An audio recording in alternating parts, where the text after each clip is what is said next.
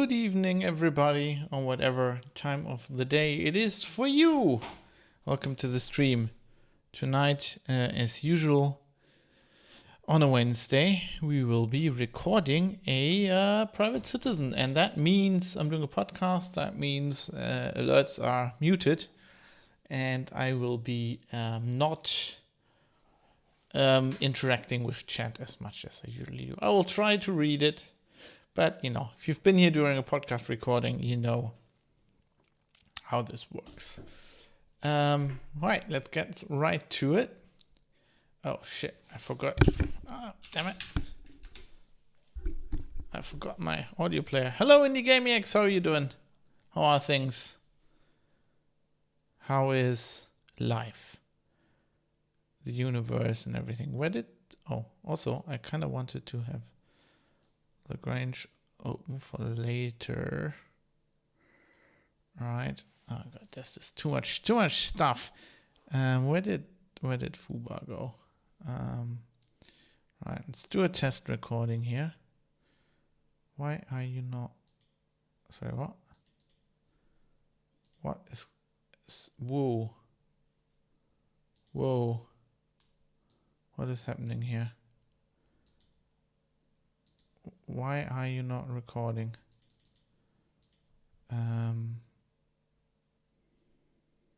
What the actual fuck? It's like a right. Let's save this. And let's restart Hindenburg. Of course already we have problems. It has to be that way. Oh, the same old work. Oh, yeah, I know that. I know that routine. Same old work routine. Right. Why? What is this? Why is there random audio just hanging around there? What's going on? What now it's working, apparently. Okay. That's a bit of a relief. Hello, testing. 1, 2, 3.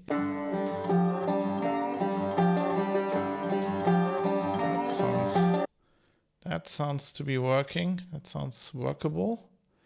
Let's see if this is playing. That sounds like it's playing.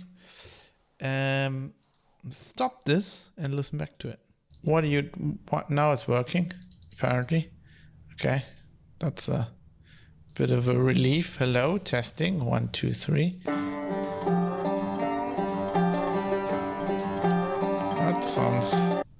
That sounds to be working. That sounds workable. Let's see if this is playing. Yep, looks good. That's a time. What? That's a time. Do you mean that's the time for breaking things when you're recording? That's always when things break. It's my professional opinion as a podcaster, or my experience, that you prepare everything and you do all of this and it all works, and then you go live and everything falls apart, especially during live shows. That's when it seems to happen a lot, like especially when it's live and in person and there's people there. Anyway, let's do this. Kind of late today. I was just, work, as Indie Gaming says, the work balance. So I'm a bit late here. So let's just go into the show. Got a real cool topic today. I think you'll like it. It's going to be really geeky. Probably not that many rants this time around. But you know me. I always say that and then I rant a lot. So let's stop banging into things maybe and start this podcast. All right. Here we go. Recording, I think we're recording. Yes, we're recording. Here we go.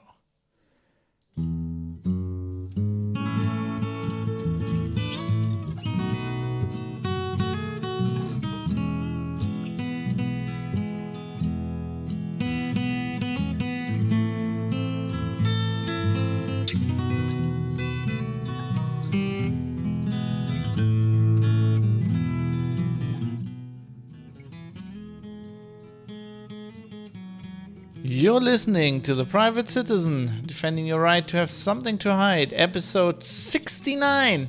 69, dude, for Wednesday, the 12th of May, 2021. The Contraband corned beef sandwich. Hello everybody, welcome to the show. My name is Fab, coming to you live from the city of Düsseldorf in Germany. I hope I pronounced corned beef correctly there. I was reading it and then I was like, how do you pronounce that again? Yes, 69. It's episode 69. As usual, streaming this live on Twitch, and there's already people being excited that it's episode 69, as they should be. Yeah, here we are. Tonight, as is probably not apparent, or today, depending on where you are, of course, the magic of podcasting. As is not apparent by the title, we're going to be talking about the Gemini protocol. I'm going to explain how the episode was titled a bit later, and I'm going to call it Gemini. I think, so it's an internet protocol. It was named after the spaceflight program by NASA. I think they called it Gemini. I think that's just what happened, like that's what the astronauts called it, and then that became the official pronunciation. Although I think the correct pronunciation is Gemini, and I just want to go with that. Before we get into the topic there, though, I probably should mention: don't panic, don't panic. Don't be alarmed. I've changed the album art for the podcast, and I hope it's okay that I used a photo from a leftover photo from a photo shoot for my latest rock album. I kind of just like that picture, and I think I needed to make it a bit more. I did like the newspaper look, but that was also when I made that when I was going with the website was going to be. I was going to write more on it to public, a bit more like a publication, when they had the news section. I've since stepped back from that a little bit because I have very many places to write on the web already. They're all linked on fab.industries in case you're wondering. But yeah, so I backed down from that a little bit, and I thought I need something that's a bit more recognizable when it's small. So I hope that works. I hope people like it. As usual, of course, go to privatecitizen.press. That is the domain for this show, and there you will find show notes with everything I'm talking about, and which tonight is Gemini. So let's get into that right away.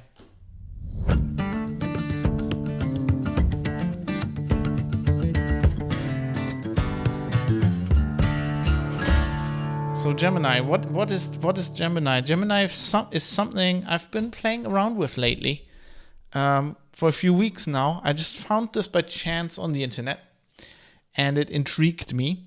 And it's a very geeky topic, so it will appeal to some of you.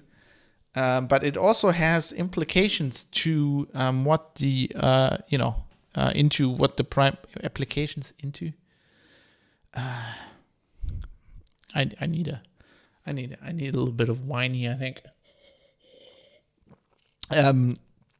It is appropriate for what we are talking about on this podcast.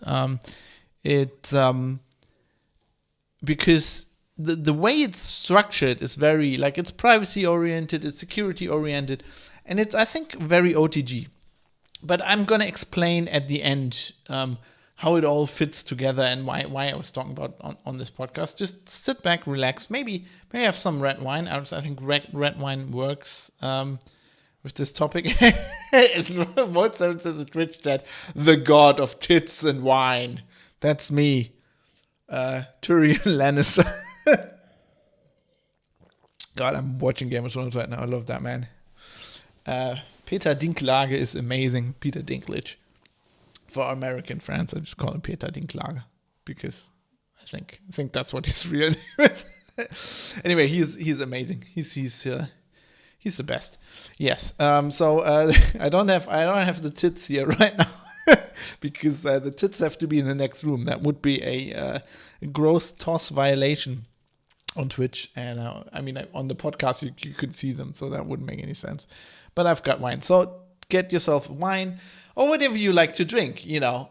Non-alcoholic grape juice, a tea, an Earl Grey. Just settle back and listen to this story, because I think it's very, very interesting. So Gemini is an internet protocol, an alternative internet protocol, and it's named Gemini after NASA's space flight program Gemini, or Gemini, as I said, I'm going to call it Gemini.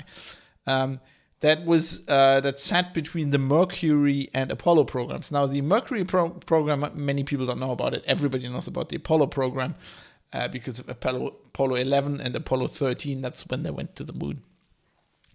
And Mercury was kind of the first steps, and Apollo was the in-between. Apollo was the first time they had like a capsule, and they had 2 astronauts, and they got them into space, and they did like EVA and spacewalks and stuff. It lay all the groundwork for the Apollo program, and was quite a lot less complicated. They spent I think at most 14 days in space because they were planning for the 8-day moon mission thing. But I think they had originally planned to do to fly to orbit the moon with Gemini. That's why the project Gemini, the protocol, is at a website called circumlunar.space. I think it's gemini.circumlunar.space. Anyway, so that's the naming. Why is it named like that? Because it kind of fits in the hierarchy of web protocols. It fits between Gopher, which is a pure text protocol, and the web, the World Wide Web, www as we know it. And it's also an in-between step. It's much closer to Gopher than it is to the web. So that's why it's named that. And that's also where the name of the episode comes from. As you heard before, it's called The Contraband Corned Beef Sandwich. And this is something I learned in researching this podcast. You always learn something new when you do something like this. So I learned that there's a famous sandwich. There is a corned beef sandwich that John Young, so Gemini 3 was the first manned Gemini mission with John Young and Gus Grissom. And John Young, he was a bit of an outlaw, I think. He smuggled a corned beef sandwich in his spacesuit on board of the ship. And I'm reading this here from space.com. What is it? Grissom asked. Corned beef sandwich, Young replied. Where did that come from? Grissom answered Young. I brought it with me. Let's see how it tastes. Smells, doesn't it? Grissom tasted the sandwich, but quickly announced he would stick it back in his pocket because it was starting to break up. Young suggested the sandwich was a thought, not a very good one. Replied Grissom, pretty good though, if it would just hold together. So they were like among the first people in space. And it's like they're flying this bolted together capsule, and one of the guys just smuggles a sandwich, contraband sandwich up into orbit. I think that is pretty amazing. That's pretty cool. Anyway, that's why I called the episode that. Now, I have to step back here a little bit because I don't know. It's with podcasts, you put them out there, and it's hard to kind of gauge your audience. You don't really know how many of you there are. I'm pretty sure it's between 3,000 and 4,000 by now who listen to this. But now that it's on the No Agenda stream, who the fuck knows? Hello, No Agenda stream, by the way. So who knows? And you also don't know much about your listeners unless they write in, which is why I always solicit feedback to learn more about you, because I want to kind of tailor my content to what you like, which is the much harder when you do it like me, when you do like, okay, let's not track anybody on the website. You know nothing. I know nothing, Jon Snow, about anybody of people's even age, gender. I know nothing. But I'm guessing that a lot of you are geeks and nerds, and quite a few probably came across from Geek News Radio or Linux Outlaws, like previous podcasts of mine. So for you, this will not be surprising. But I guess I have to explain this to some people who might be completely new and who might be like normal people who are listening to this. To most normal people, and I say that's just it's something, people out on the street, non-geeks. To most non-geeks, the internet and the World Wide Web, the www in a web address, is the same thing. They don't differentiate between the internet, which is a global network of computers, which was originally built by DARPA, which is part of the United States Department of Defense. That's the network of computers, right? And then those are just machines that are connected together. And they all, they all have certain technologies in common. And today, pretty much anybody uses like these IP stack technologies, right? So it's a stack of technologies. There's TCP, there's UDP, there's all these kind of different layers and different technologies. But on top of that, you can have different protocols. But people generally don't know that. They think everything is the web, as in HTTP, right? The HTTP in a web address. In the beginning, that's the protocol. So, now these days, it's mostly HTTPS, which is, is HTTP secured with SSL or TLS these days. Kind of secure HTTP. If you're a bit more advanced, you might notice that there are other protocols. There's FTP, right? You can use FTP over this. There's a lot, like, back in the day, there's peer-to-peer protocols like BitTorrent or, Skype back in the day, stuff like that. So people kind of have heard that there's different protocols. But when it comes to like showing, getting websites, text in the browser, people think of the internet as being the World Wide Web. So the World Wide Web is the collection of websites that are served over HTTP on the internet. Now, there was another protocol even before the web, even before HTTP. There was Gopher. For a short time, though, those two were rivals, and then the web quickly took off, and Gopher went nowhere. Gopher is still around, and you can still use it, but I was never really interested in it. Now, Gopher is completely text. It's like just it's not web pages as you know them. It's just text documents, pure like text files. It's a protocol that serves text files over the internet. And why am I telling you this? Because Gemini is sitting between Gopher and the web, HTTP. Gemini is very much like Gopher. It's very much like Gopher. It's a little bit like the web. Gemini is a protocol that serves text files. It only serves text files. And these are, these are a bit more formatted than Gopher, where Gopher is pure text files.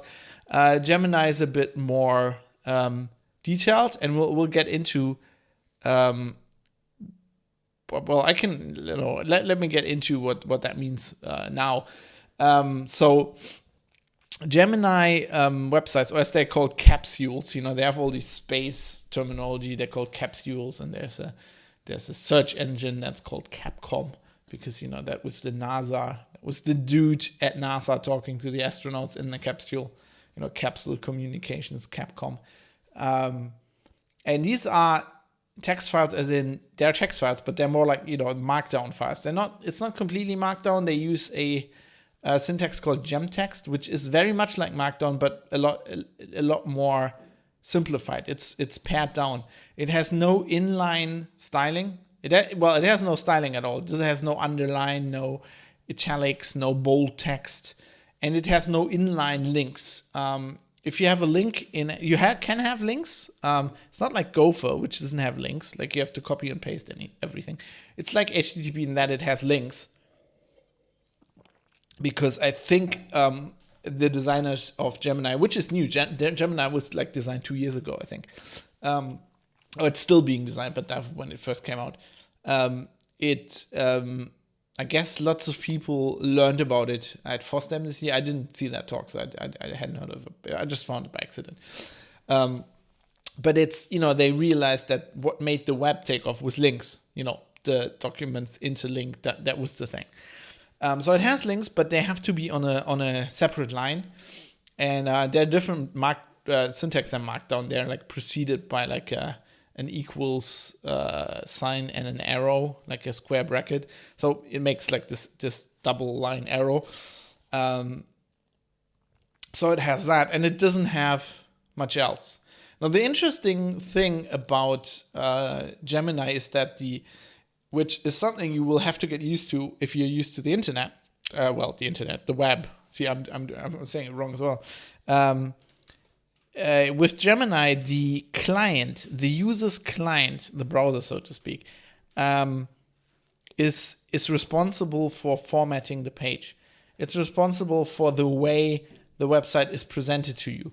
The person who creates the site or runs the server it's being served from has no control over that. So there's no fonts, for example, right? The client decides what fonts to use. You can't have like line breaks. Basically, in Gemtext, a paragraph is a single line. So you write a continuous line, and if you put a line break in, that's like one paragraph. But you can't put any additional line breaks within that. Like you only have paragraphs, right? You have single lines, and if they're long, if there's several sentences, they'll become paragraphs. So you have no control over that at all. You have no images, like embedded images. You have no videos. The only thing you can do is ASCII art. So you can do that. I'm actually wondering, I'm on the wrong side here. I've put a picture in the show notes. I have my own Gemini capsule. This is Gemini, which I'm just typing in, .fab.industries. So you only have ASCII art, right? That's the only thing you can do, because what you can do is what it has in common with Markdown is you can have pre-formatted text, right? So you can have you can put line breaks in that, and that's how you have like a block of pre-formatted text, and that's how you do ASCII art if you want to. It has block codes as well, if you want to do that.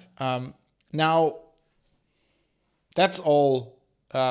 You can't have any pictures or videos. You can link documents, like you can link pictures, you can link videos. They're just not shown on the page, right? It's a link that you can click on, and then it opens in its own tab or downloads the file. Gemini itself is not very well suited for big downloads because it only uses UDP connections. And if you don't know, so on the web on the internet there's two, and on the web there's two common technologies that are used to have connections to websites: TCP and UDP. TCP keeps track of a connection. It builds, like if you connect to a web server over TCP, it builds a session. It builds a connection with you and then tracks you, right? So if you download a file over TCP, there's some state tracking. Like if it's a big file which is separated into data packets, it tracks like which packets it has gotten, and it like your client will tell the server, so I got these parts of the file, and then if you lose some because the connection is unreliable, then it can recover from that. UDP is just sending out the packets just get sent from the client to the server. It's just always single packets, so there's no real tracking if they get lost. UDP is generally used with other technologies, when you have audio, if you have streaming, right, where it's not important if you lose a certain packet in between. It's more important to have a real-time connection. That's when UDP is used. Gemini uses it because it's very anti-tracking. It doesn't want to build a connection between the client and the server that is maintained, where the server knows what you're doing. It's just always single request. That's why it uses UDP, and that's why long downloads are a problem, because if you download a file and your connection gets interrupted, basically if it loses one packet within that and the packet is irreversibly lost. Like UDP packets, it doesn't matter if they come in, if one's delayed or if you are delayed, because they're all numbered as well. So you can rebuild the file from that. But if a packet is like irreversibly lost, then you have to restart the download, which if you do not have a stable internet connection, a very fast internet connection, means that Gemini, you can't really, it's not, the protocol is not good for downloading large files. That's not, what it's about. And as Mode 7 says in Twitch chat, the old web before annoying tiled GIFs. Yes, this is very much the old web. Gemini looks like the web before I was around. So I joined the internet and the web in 98, which is pretty late, considering that I got a computer in 89. But my parents didn't want to have an internet connection where they had to hang up the phone to go on the internet, so they had to wait till ISDN happened. So I had to wait till ISDN happened, so I got an internet connection. So I don't remember that web, but I know that there was a web where, Gemini looks very much like that, except there's no pictures. Like on the web, there were pictures pretty much from the beginning, right? But it's very, very old school, which is one of the things that appeals to me. So Borglet asks, what happens if pages do not fit into a packet? Can it lose part of a page? I actually don't know that. I would assume that yes, it could, but these are very, very small. They're just text, right? They're like incredibly small. They're just a few kilobytes. But yes, I guess it could. But I haven't seen that. Like I haven't seen like a page load, like partially. I mean, with the UDP, you can number the packets, but you don't know how many there are. So if you let's say theoretically had a very big page and it would, I don't know if it actually does this, but if it would separate these into like 4 packets, right? If you get packet 1, 2, and 4, your client knows that you're missing 3 and can reload the page. If you're getting 1, 2, and 3, it has no way to know that there's a 4th package, a packet that was sent from the server. But I think these are pretty much contained in one packet. But I don't know. I mean, it does. It builds. It's like, so Gemini is always TLS encrypted. So it kind of, I don't know. Does it build? It just negotiates the encryption and then just sends random UDP packets, I think. So I don't know. What I do know, what's very interesting, is that Gemini pages are evaluated line by line. That's why it's a line. Everything's a line, right? It just evaluates a line. So if you have a paragraph of text, another paragraph of text, a link, and a paragraph of text, it evaluates a paragraph of text, goes on, evaluates the paragraph of text, evaluates the next line, and then sees, okay, there's like it starts, that's why the line has to start with like the equal sign, square bracket, close, because it then, not square bracket, pointy bracket, the tag bracket, whatever that is called. What's that bracket called? Anyway, so it starts evaluating that line. It sees, oh, it starts with that. Starts with the link symbol, so the 2 characters. So I know this next thing is going to be a link, which is very, very interesting. BBSs were like that, all text, no pictures. We were dreaming about a BBS with pictures at the time. Yeah, I mean, BBS is a good example of another technology that was served over the internet, which is still around these days as well. That's like other protocols. I don't even specifically know because I never really used that, but that's kind of the same thing, right? It's its own protocol served over the internet. So yeah, but the very interesting thing, the thing that makes Gemini most interesting to me personally, and I think to what we're going to talk about later, why it's interesting for this podcast, is that it is not, and by design, not extensible at all, right? You got the text features I just described. That's it. Like, you can't extend that. There's no scripting. You can't, nothing. Like, it's only text. There's no way to, like, send you an exploit. I mean, well, no. I mean, there's always a way to send. There's always an exploit somewhere, but it's a lot harder than with HTML, right? Because HTML and HTTP and the web is so powerful, and got so much adoption because it is so powerful, because it's extensible, right? It was designed as a protocol to serve text, but it can be extended. So you can put text in there that is interpreted as code, right? That's how JavaScript works, where you send a collection, a paragraph of text over the wire, and then your browser gets that, and your browser goes, oh, it starts with script, like in those brackets.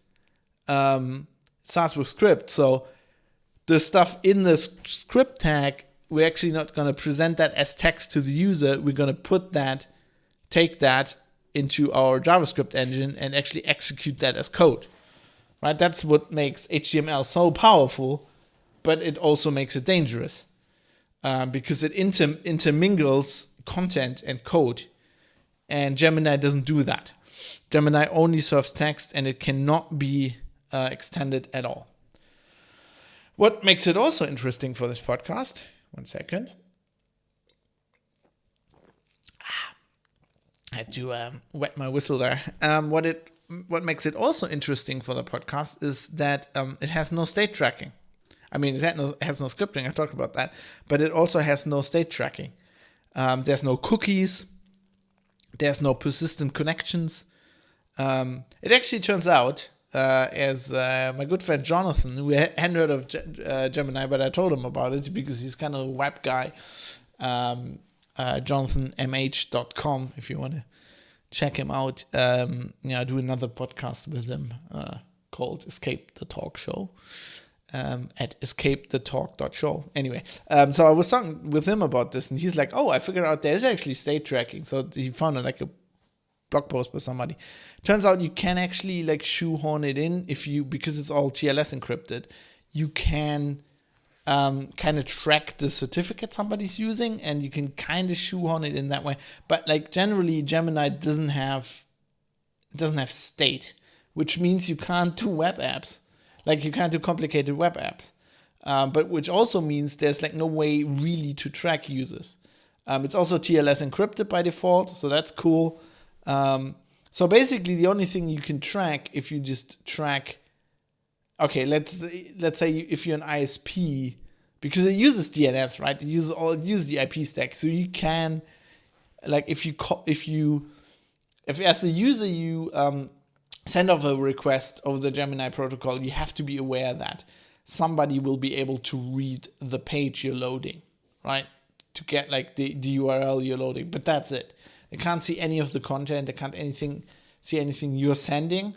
Of course, that will not be much, because it's not like the web where, they only had GET requests as well, but like to send, then they shoehorn state in with cookies, and then to make the user's client, the browser, sent the server some stuff, they actually shoehorned it into the GET request. So you can put data, you can send the GET request with data in it, which, always, I mean, I'm into web programming and stuff like that. And that always, when I think about that, makes my head hurt, because it's a GET request.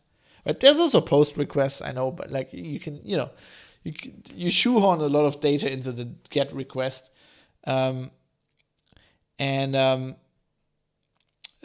7 says, so you could root Gemini over Tor. I guess you could. That's the thing I haven't... See, this is why I love having a live feedback here via Twitch chat. I would have never thought about that. I guess, yeah, I don't think there's anything preventing you from it, because, it uses the normal IP stack. it really, anything that just routes the traffic doesn't care, right? It's like only the URL starts, instead of https:// it starts with Gemini://. So yeah, you could. Where was I? That's the downside to this thing. I forget where I was. Yeah, so it has no state tracking. You can't track people with it. It's like really bulletproof because it's encrypted by default. It's not like, I mean, the anybody listening in your ISP would get the URLs you're calling. The guy who runs the server, of course, can track your requests, and they can kind of they see what IP the requests are coming from. They can track that, but it's not like HTTP where they have a session, right? Where it's implicit in the protocol that you're being tracked, which is kind of the point, because if you're building web apps, it's not a bad thing in that respect, right? You want to build a session, you want, like, you're on a shopping site, you're on Amazon, you want to be logged in, right? You want to be able to click on a page, on a product, and then the page reloads, and then you click on buy, and then it ends up in your shopping cart, right? You can't do a shopping cart without having a session and having this kind of tracking. You could run against poor network quality, and being UDP, you may have to reload a little more often to get full pages, but who fucking cares? Yeah, I think these days, I mean, these things are so small. These pages are so small. I think you'd be hard pressed to have that shitty network connection these days.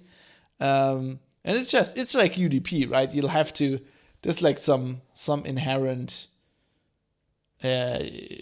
margin for error there that you just have to be aware of. I mean, if you're running like streaming, your client does that for you, but I don't know. Maybe a Gemini client could also like do that. Maybe, I mean, it could like load the page 3 times in the background and just compare it and show it to you once. Mod7 says, I mean, over Tor specifically. Although,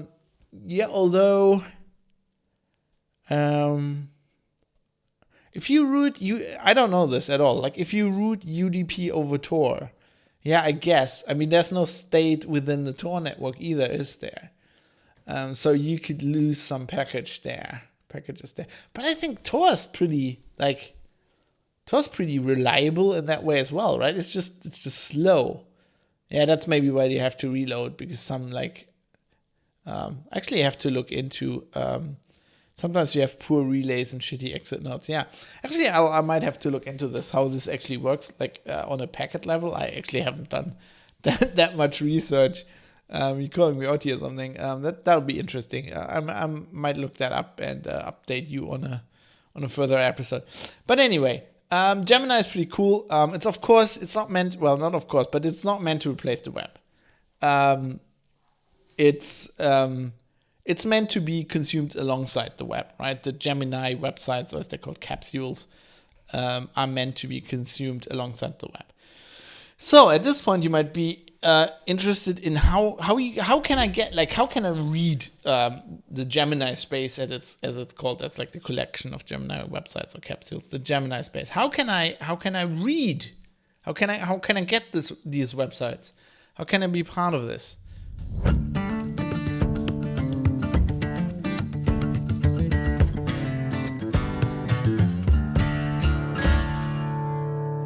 Well, since no normal web browser currently supports the Gemini protocol, you will need a dedicated client. Luckily, there are a ton around, and they are pretty much all cross-platform, at least the desktop ones. I haven't used it on iOS yet. Or on my test Android phone. So I haven't used it on Android and iOS. There are clients for both. I use currently on the desktop, I use a client called Lagrange, like, the Lagrange point. They all have like space related names, which is pretty cool. I'm a space nerd. I like that. It's a pretty nifty GUI client. It looks like a basic web browser. It's pretty cool. And on the command line, specifically on my Linux machine, I use Amphora, which is a command line client, which looks amazing. Very old school in old retro term. I love. Is that? I can never say the name of that terminal client. Is it cool retro term?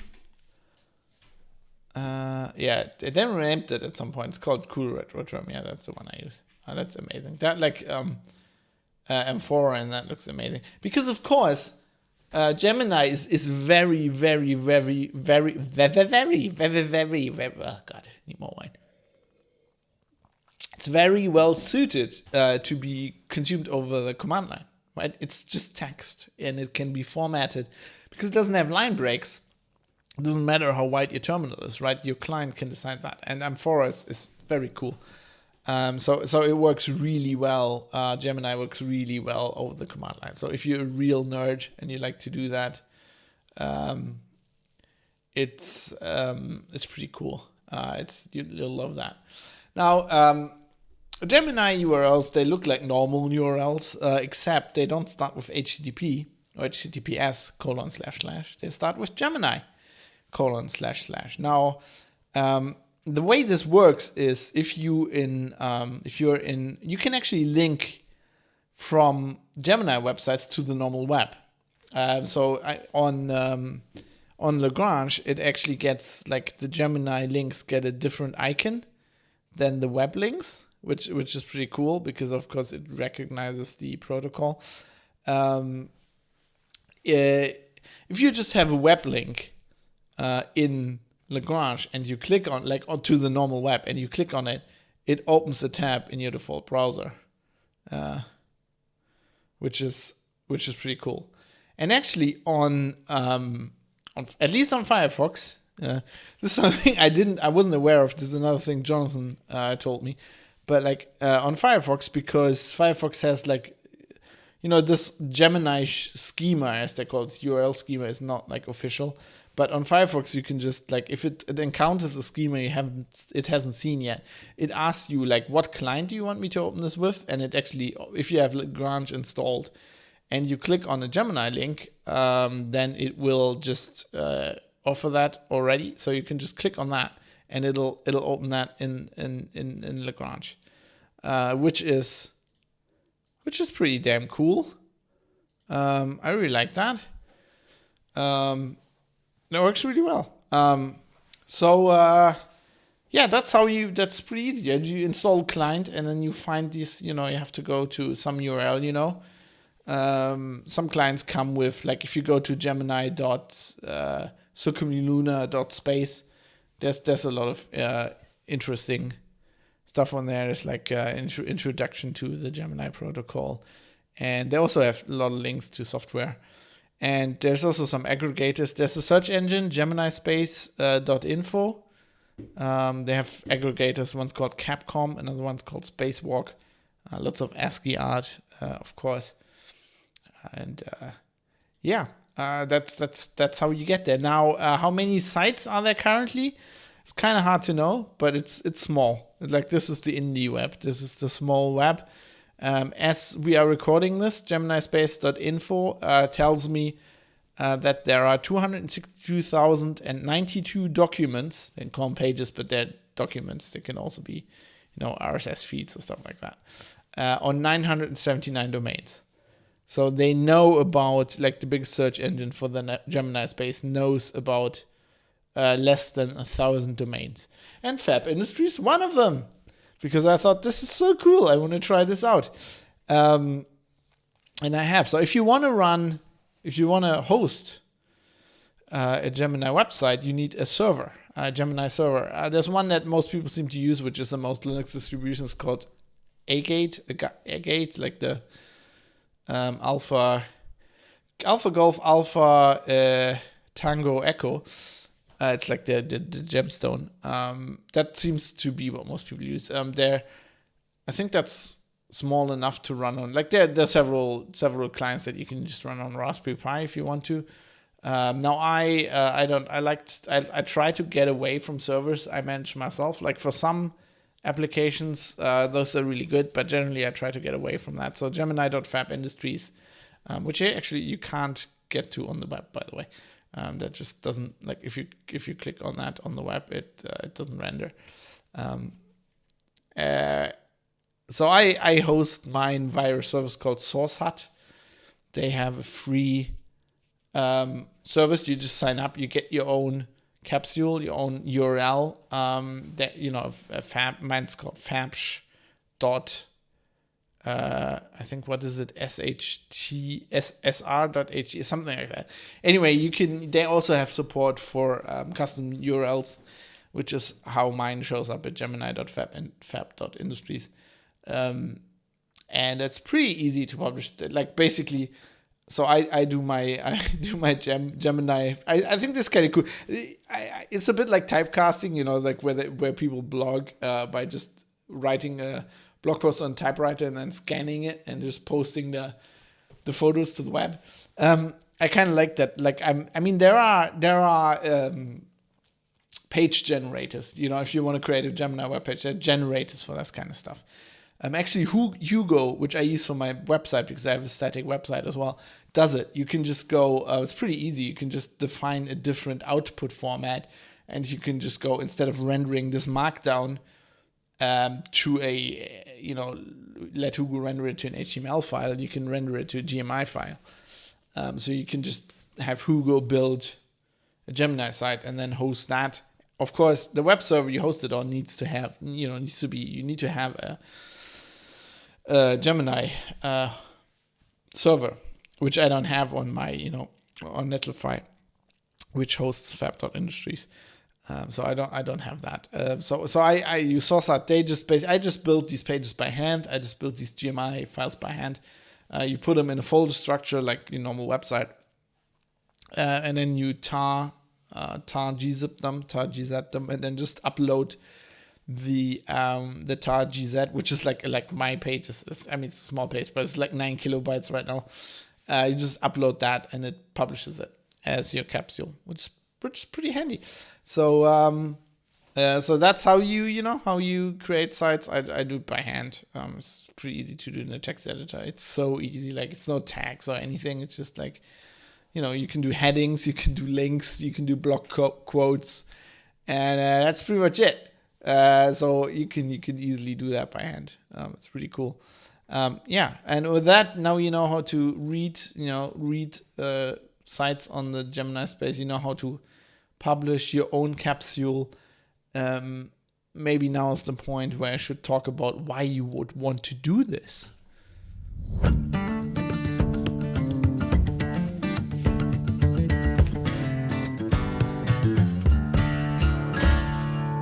So Gemini will never replace the web. It's not designed to, and it won't. It will never be widely adopted. I hope it will never be widely adopted, because its obscurity is exactly what I like about it.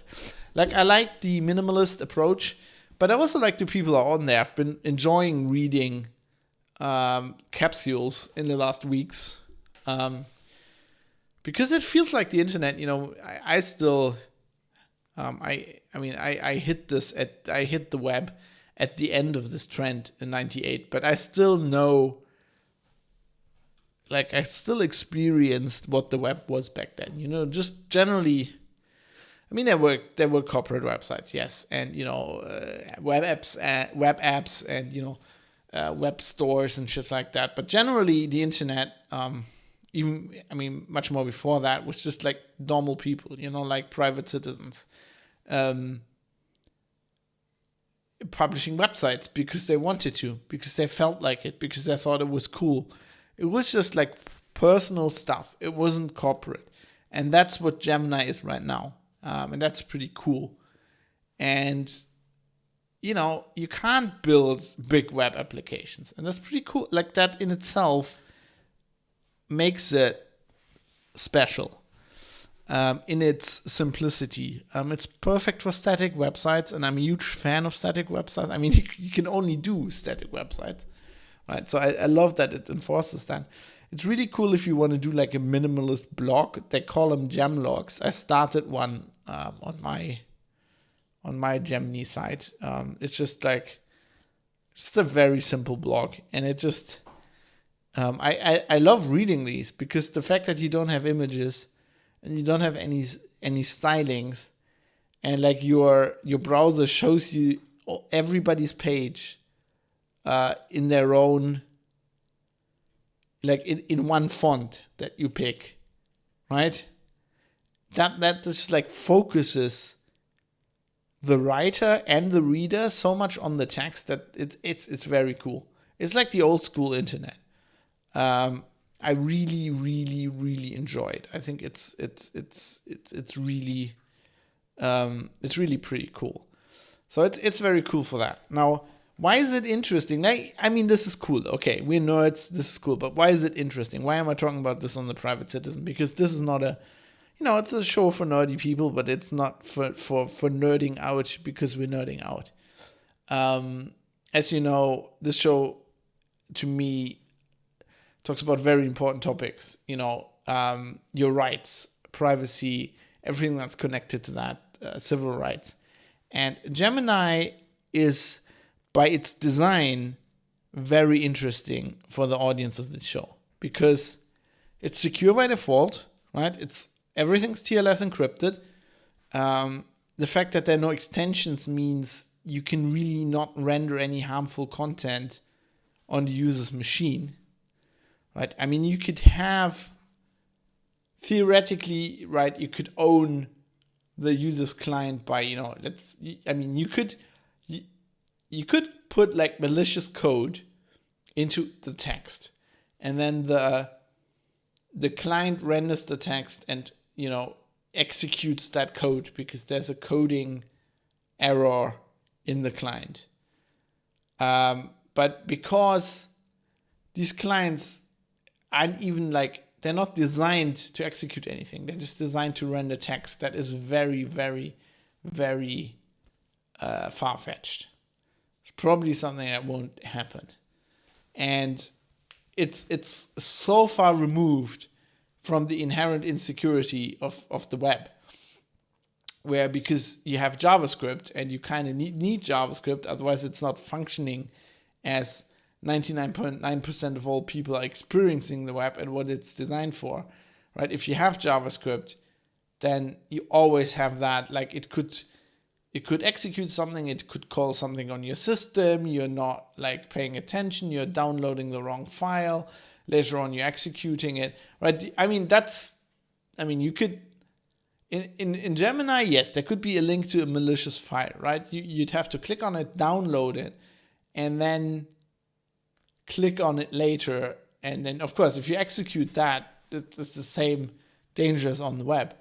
But because it's so much simpler, you see the link to the file, you see the file you're downloading, you're not you can't be tricked into, yes, you could download a file that's called pdf.exe, but it's a lot harder than on the web, where you can have websites that impersonate other websites by the very, and they often do that by, looking you get an email with a link to a site that looks like it's from DHL, and then the site looks like it's exactly like it does from DHL, and it's all the images and stuff, and everything people are trained on, the look, the theme of the website. That's how they are trained to see what website it is. On Gemini, you only have text. Pretty much every website looks the same, so you're much more trained to look towards the URL, which is, in most browsers prominently shown at the top as kind of the header of the very page. It's just it's so much more secure by default, which appeals to me, of course, because I'm interested in security. But it's also private by default, right? It respects privacy. It's built. One of the tenets of the design of Gemini was that you do not have any tracking. You don't have sessions. You don't have that ability to track people. the ability of the server to track a user is reduced to its minimum, right? It can track the request because, I mean, that's always there. You can't get rid of that. But that's it. There's no cookies, anything like that. And if that ever changed, just as like, you know, if the we will not have extensibility, like, you know, the ability to extend this protocol, if that ever changed, or if the no tracking by default ever changed, then like Gemini would lose its whole like reason for being, its raison d'être, right? It would lose that. So there's really no point for them to implement that. And the combination of that and the fact that it's pretty obscure, which I like, just makes it perfect. Like if you're interested into publishing information, into exercising like your freedom of speech, right? And like if you want other people to be able to consume information freely without being tracked and without being spied upon, then like that's what Gemini is perfect for. It's like, you know, the free dissemination of information and access to that information to everybody around the world. That's what we thought. Me back in the day as a kid, when I first saw the internet, my mind was blown and I was like, oh, like, that's what the internet is. Sadly, the internet turned out to be get overrun by corporate interests and turned into what people like to refer to as surveillance capitalism. The Gemini is not that. And because Gemini is so simple and you can't extend it, it's highly unlikely that any of these corporate influences will ever happen. Because, I mean, you can have advertising on the Gemini page, a text advertising, maybe some ASCII art, right? But you can't have like online stores. You can't track people. Like you can't get their personal information. Right? You couldn't have a social network. You can't have anything where you can log on. Like the only thing you can have is like a collection of web pages, a collection of blogs, and it just like distills everything down to that pure information, which is really cool if you're into information, and really shit if you're into propaganda. Well, you could do propaganda, but you know, if you're into like corporate interests, it's like really hard to make money from anything like that. Astral C says the GeoCity times. No, not really, because GeoCity was fucking ugly, and this is actually beautiful. If you like text, if you don't like text, if you're a very visual person, this might not be something for you. Yes, of course. I mean, you can have propaganda. You can have, in air quotes, fake news. You could have that, but it's a lot harder to like sway people. Like, you know, if a lot of the modern approaches to this kind of thing that people are complaining about, like when they were talking about the fake news in the Vote Leave campaign or the US election, that's all image based. It's all meme based. It's all like the TikTok video, right? It's never text based, because I mean, you can do that in text, but like, I think it's down to the people. Like somebody who sits down to read like a wall of text is, I feel, inherently more predisposed to just caring about the text and being more critical, I think. Unlike somebody who just watches 15-second videos and gets all their information from there. Astral C says Web 2.0 is the disease, not HTTP, HTML. But I think I disagree with you on that, because Web 2.0 happened because HTML is that extensible, right? That's the very idea about Gemini. It says we're just gonna be text. It's hard, like you have to draw a line in the sand, and it's hard to draw that line in the sand once you already have cookies and you already have JavaScript and you already have the ability to log in and build huge web application. Once you have all of that, how do you draw the line in the sand if you're doing a protocol? And this guy, some guy, I don't even know, don't know if anybody knows his real name, the guy who said, let's do Gemini. I mean, it's not that, look, it's not that groundbreaking. It's basically Gopher with Markdown. But I think it's a really cool idea. It's like, I think you have to try it. I think you have to download a Gemini client and see what it looks like to get it. And you might never get it. It's a very geeky thing. I think it's cool though. I think it's perfect. It's like the perfect OTG publishing tool, right? And it's like, you can have right there, if you want an easy Gemlog, right? There's websites like, I think Gemlog Blue or something it's called, where basically you get an account, but like, of course, the account side's not managed on Gemini, right? It's managed via a web service, but it's a web service, very minimal, and you can publish a Gemlog with that. So, you can, there can be big sites where people publish stuff, but like, it just, because you can't manage this account-based thing in the Gemini space, like this whole minimalism leads itself to just people having a website and publishing their own stuff on their own website, maybe even on a Raspberry Pi in their own network. And it's like, it's so small that your ISP will never notice that you're running a server. Like this traffic going back and forth, like you're sending like these tiny text packages, right? Back and forth that just get drowned out by everybody just downloading everything on Netflix and Spotify all the time. And, 60 gigabyte games just zooming back and forth. Somebody downloading all the scenery from Microsoft Flight Simulator. Like they never notice your tiny subversive like Gemini package going across the network. Nobody will ever notice that. So it's pretty cool. It's like, if you like federated stuff, this is not per definition federated. It's just an internet protocol, but it lends itself to this whole kind of thing. I think it's really cool. Maybe I'm just too excited about some obscure technology, but I think it is really cool. And it has like this old web vibe that I enjoy very much. Anyway, that's it for the main topic. Now you know what Gemini is, and maybe you want to check it out, especially if you're a nerd. Like if you live on the command line, this is your thing. You want to do this, right? And you will start reading Gemlogs and you'll be like, oh, this is so cool. This is like the fucking 80s.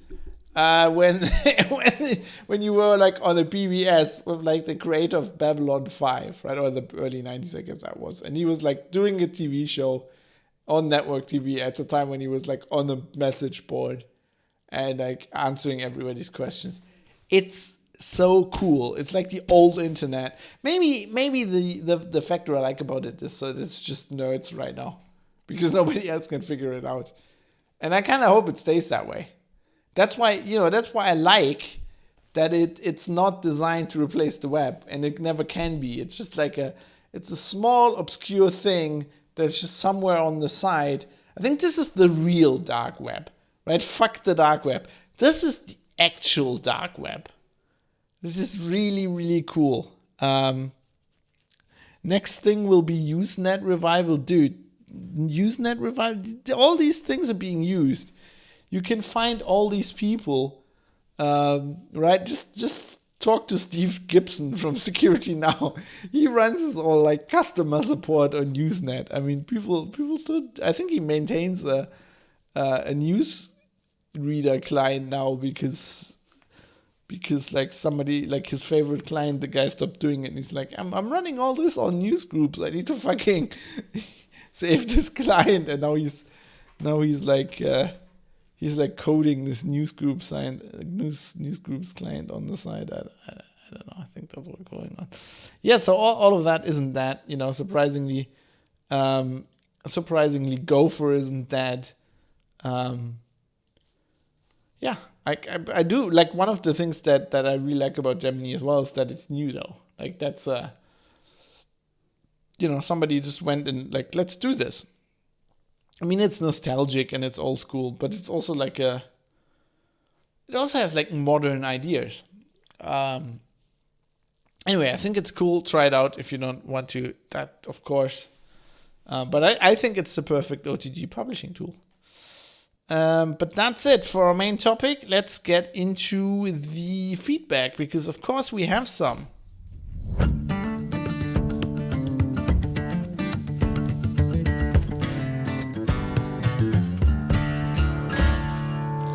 And you can, of course, find all the show notes on privatecitizen.press, which is also where you find a link to the contact page where all my contact options are on. And please give me feedback. One thing I want to point out in the beginning here is that I don't mind if you're behind on the show, right? I mean, this is, I'm recording this on the 12th of May. If you're listening to this of 2021, if you're listening to this in August 2022, I don't care. I think that's cool.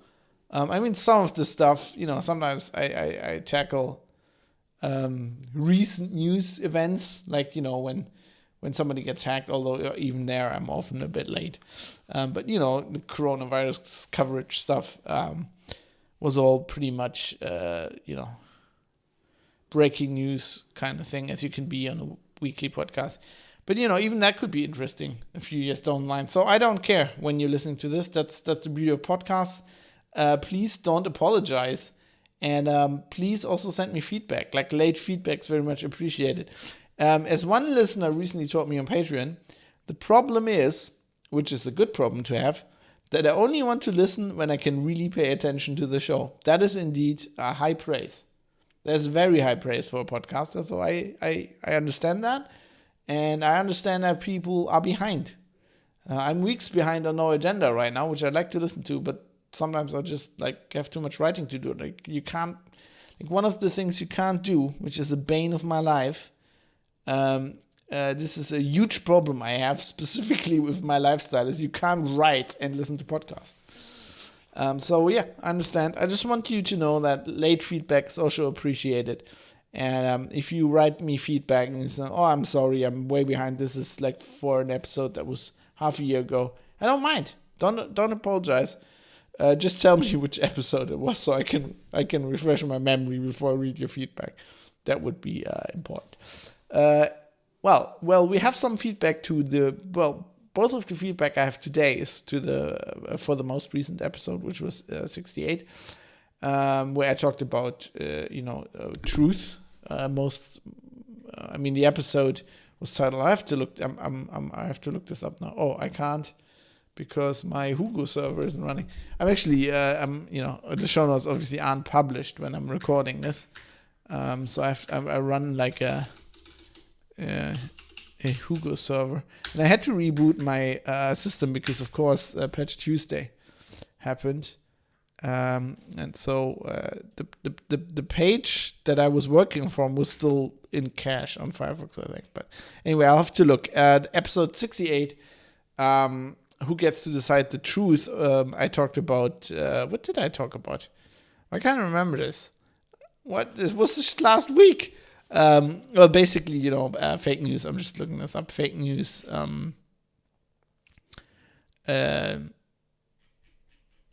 Legislation, and the problem with that being that who decides what's true and what's not. Anyway, we have two comments on this episode. The first one's from Yevgeny Kuznetsov, who says basically, well, this is on the last show, but generally we have had this discussion in the feedback segment, this ongoing discussion about religion. And Yevgeny says, I think Fab's take on religion is rather close to mine, which is best described with an analogy usually misattributed to George Carlin. I thought this was from George Carlin. My problem here, Yevgeny, is who is this quote actually from? I could probably look this up. Religion is very much like a penis. It's okay to have one, and if yours is big, good for you. But it's impolite to go waving it in the street, and don't you bloody dare to try shove it into my child. I think that is very apt. I wonder if I look this up, if I Google this, if the internet can actually tell me who who wrote this. It's all over the internet, apparently. I wonder if the top hit on Google is actually the guy. No, it's not. So who actually said that? Okay, let's look at this. Oh, well, I was looking for penis because there's this huge. I found this huge page of quotes. Wait for George Carlin. No, we don't know. I don't know.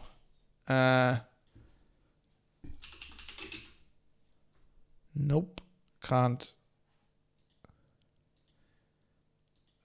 Why can't I find this? Why does Google link me to a page and then like the fucking thing I'm looking for is not on there? Probably because there's so many quotes that like the exact sentence I search for is like in that page, just over like distributed over 300 quotes. Anyway, we don't know who sent that, but it's very apt. I agree with that. Yes, thank you, Evgeny. Barry Williams also commenting on episode 68. I do agree with what you said on the truth in air quotes. However, there's one issue, and I found this is a good insight from Barry. I should have talked about this on the podcast. It didn't occur to me. Anyway, there's one issue. Science is complicated, and most legitimate scientists will not make clear statements, but rather be more careful with language so they do not say something incorrect. However, pseudoscientists or propagandists can just say what they like. Plus, it can take scientists time to research and formulate a response, while propagandists can just make up whatever they like. Unfortunately, much of the lay public will not bother to research, right? So they're not listening to this podcast where, do your research, think your own thought, like make your own decisions, think for yourself is like kind of a tagline. Unfortunately, much of the lay public will not bother to research, and they will be more swayed by clear messages than by scientists couching their language to preserve accuracy. And yes, that is essentially how politics works, like how politicians work, right? They will be swayed by clear messages. That's how politicians do things. I should have covered this because this speaks very much to my experience when I go on mainstream media, TV, radio, and they ask me to explain like a very complicated topic, technical topic, often like a hacker attack or whatever. They always want these clear sound bites. And they always have a problem. And I got, I went on a lot of TV shows that they never, they never called on me again. And I'm pretty sure I know why. Because I was too obtuse. I was too complicated. Like, they wanted a clear answer. And I was like, well, actually, they're like, okay, so did the Russians actually hack those servers? Goddamn Ruskies! And I was like, you can't really say that because attribution in cyber attacks, and there might be code comments and you can fake them. That's when they already turn off. You can see it in their eyes. You can see it in the eyes of the bloody newsreader, like the agenda guys call them news models, which is very apt. You can see them switch off. It's just too complicated. So this speaks very much to my expertise or my experience in the past. And then the other thing with the real scientists will, of course, take time to research and formulate a response. I'm telling you, Sean Connery. Rest in peace.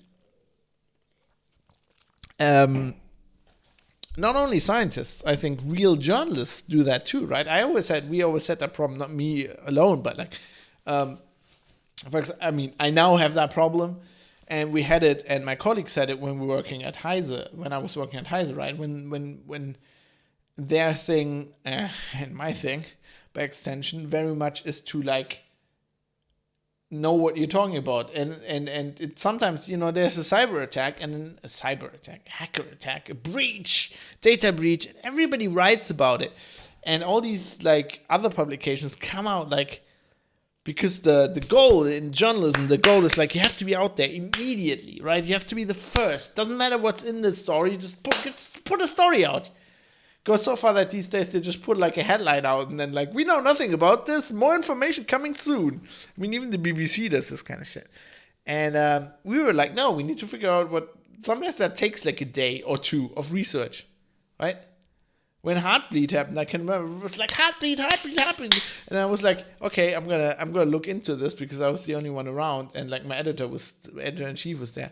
And then like the newsroom guys at Heise were like, where's the story? Where's the story? We told you about this an hour ago. We're like, this is very complicated shit.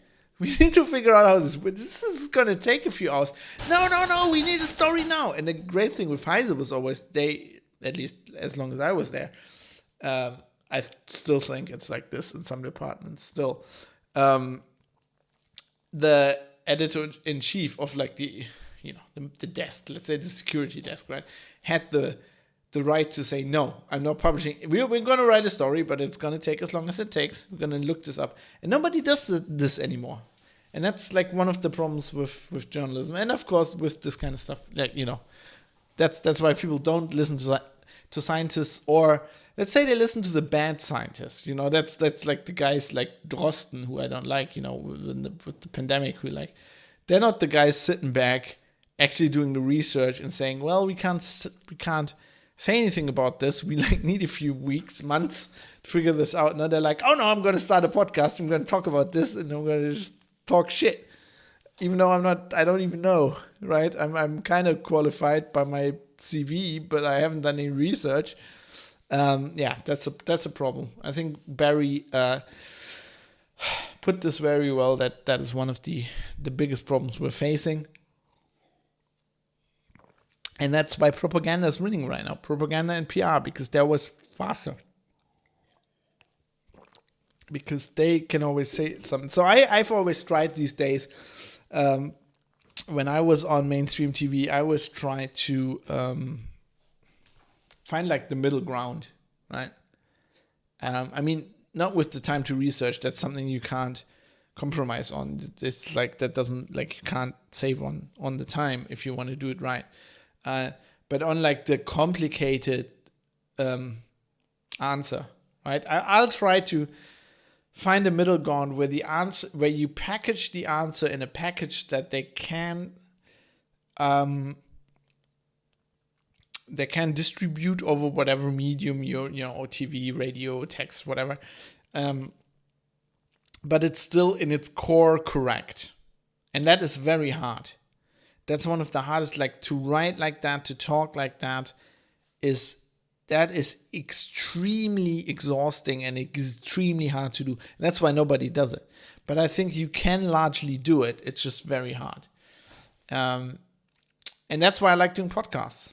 Because here I can just, if the topic needs 2.5 hours, we can take 2.5 hours and we can sit down. Of course, that doesn't help the mainstream, because nobody who has a life, to be honest, is going to sit down and listen to this. But if you want to, right, if you take the topic seriously, you can. And that's why I always like podcasts, because you can go into the detail if you want to. And you can sit down, you can work it out. And you can have people write in and tell you about the shit you did wrong, and then you can fix it. You can talk about it again for 2.5 hours. That's what I like about podcasting. Or as Adam Curry likes to say, where's this button? Yeah, it's a great time to be a podcaster. And with that, that's the feedback section. That's all the feedback I have for this week. Please, privatecitizen.press, go there. Send me some feedback, even on old episodes. I want to hear it all. Can't promise I'm going to address it on the show.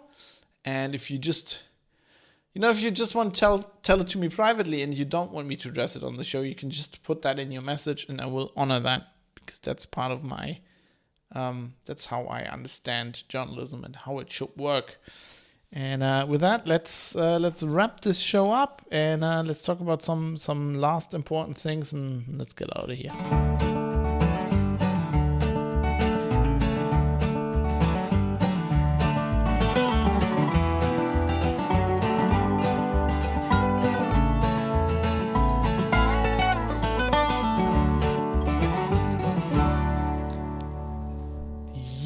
And those last important things are how this works. If you're listening to this, of course, it's free, but I would ask you to toss a coin to your podcaster. I do this show by the value for value model, which was invented by John C. Dvorak and Adam Curry on the No Agenda show, which basically says, I'm going to give this to you for free, but I'm putting some work into it. And if you derive value from it, please think about what that value is, right? Is it worth as much as a coffee at your local coffee shop? Is it worth as much as, you going to the cinema once a month? I don't know. Just figure that out. And if you want to, pay that back to me. And I can keep doing the show and you can keep receiving the content. Of course, it's all optional. I don't want to guilt anybody to do this. If you feel like you can't or you don't want to, it's okay. I'm good, but I need to mention it because we have new listeners all the time. And if you want to do it, if you want to pitch in, become a producer. Well, you're a producer if you contribute, feedback as well, or send me interesting links, or give me ideas for future shows. That's also part of the value for value model. People not only being listeners, but they're being producers. But if you want to be a TV producer, monetarily help the show, you can become a Patreon member. I have a Patreon. It's just an easy service for me. It works. You can sign up. You can pick a monthly level. I've got very varying degrees of things you can do. It starts with $1 plus taxes that would apply, of course. And you can do that. Or if you don't want to do that, if you don't want to sign up to a service like Patreon, if you prefer one-off contributions, you can use PayPal. producers@fab.industries is the email address for that. It's also in the show notes. And if that doesn't help you either, if you want another, if you prefer another method to contribute, please just contact me as well. I'm sure we can work something out. And that means because I like to credit everybody who does this, because I think that's very important. I'll now have to do that. So everybody who's pitched in for this episode, the massive list of people is coming up right away. So those people are Georges, Steve Hose, Butterbeans, Jonathan M. Heathy, Michael Mullen Jensen, Dave, Shelby Kruver, 1I11G, Jackie Plage, Philipp Klostermann, Jaroslav Lichtblau, Michael Small, IKN, Kai Sears, Fadi Mansour, Bennett Piata, Dirk Didi, Joe Poser, Larry Glock. Need some water here. Larry Glock, David Potter, Matt Jellyman, Martin Mika Tobias, Mode 7, Dave Umrish, Mr. Amish, Avis, Sandman616, Drive Zero, Ricky M, Barry Williams, Jonathan Edwards, Rizal, Captain Egghead, D, Cam, actually found me through the No Agenda stream, and as they point out, I should have noticed by the donation amount, but I didn't because I'm an idiot. But yes, thank you, Cam. No Reply, Rick Bragg, and Ewan Curry.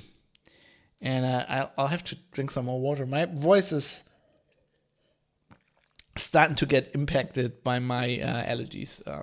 Hay fever starting to kick in. And the first time, luckily it's not as bad where like my nose is clogged up, but it starts with like when I talk for a while, it starts like with my voice going really rough.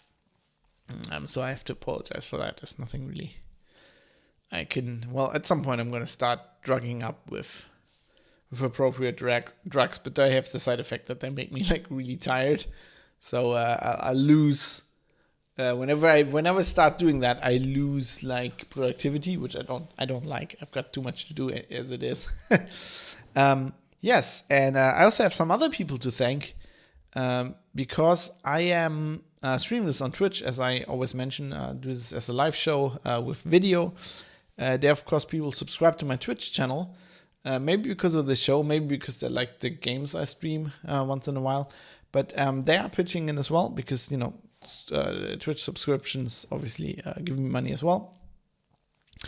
And so I have to thank my Twitch subscribers, which are Bacon the Pork, Brigadier Sir Nils Olaf, Butterbeans, Flash Gordo, Galtaran, Mode 7 is unavailable, who subscribed for the next 4 months with Amazon Prime, just when I started the show. So thank you, Mode 7. Prime, obviously, if you have Amazon Prime, you can you have a free subscription, so that's pretty cool. Mike the Dane, Sandman616, and Acherontas7. It's the 4th month. Yes, I'm an idiot. He's been subscribed for 4 months. Oh God, with Prime you can only subscribe for a month, and you have to renew it every month, right? For other subscriptions you can subscribe in advance. And I think somebody, I was confused. Didn't Acherontas do that? I think Acherontas subscribed for 2 months. Or maybe it was also, or they or she, whoever, was also subscribed for 2 months. I don't know. Thanks to all of you. I appreciate it a lot. What I also appreciate is Bytemark at bytemark.co.uk, because they sponsor, well, yeah, I guess it's a sponsorship. I'm not really a person with sponsorships, but basically they provide the servers, and have so for years, ever since Linux Outlaws, that I used to, they're bytemark.co.uk. They're a cloud hoster from the UK, and they give me 2 servers I use as a CDN to send you the audio files, which works really well, has worked for years, and so I'm very thankful to them. I also have to give a shout out here to Raoul Kabazali, who wrote the theme tune for this podcast called Acoustic Roots. And then, of course, we have an outro song, which I'm going to play in a second. And for this episode, it's a song called Dark Outlands by River Foxcroft. I really dig that song. It's really, really cool. And with that, I'm signing off. That's it. I hope you check out Gemini. I think it's really cool. Please comment, send me comments. Private Citizen Press. Links are there under contact. And yeah, let me know. Let me know what you think. And with that, I'm out of here. And always remember, aim to misbehave.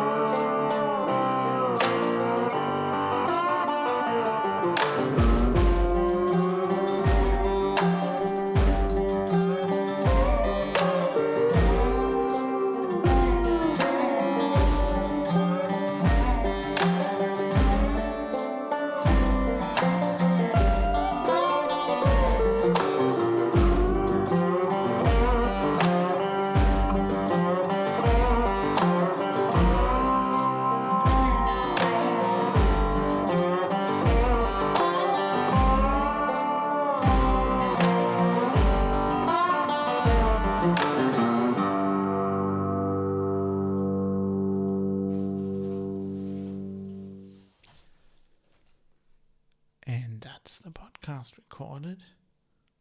Let's save this. And then a little bonus for my loyal Twitch viewers, because I was just looking around my desk and there's some old photos lying around here that I just recently got from my grandma. And I found this amazing photo of me being, I don't know, like 8 or something. And I was always what we in Germany would call a Spargeltarzan, a really tall, lanky boy. This is me on the back porch of my parents' house, which is they're still living in that house. With I think that was my first mountain bike. I was very proud of that. Oh god, I think this is the point where I need to switch the autofocus back on the camera. Which I switched off earlier, because usually you don't want that. Wait, let's see. Come on, focus, motherfucker. Focus. Alright, just look at that. That's little Fab. Isn't that cute? So cute. I also had the show you another one.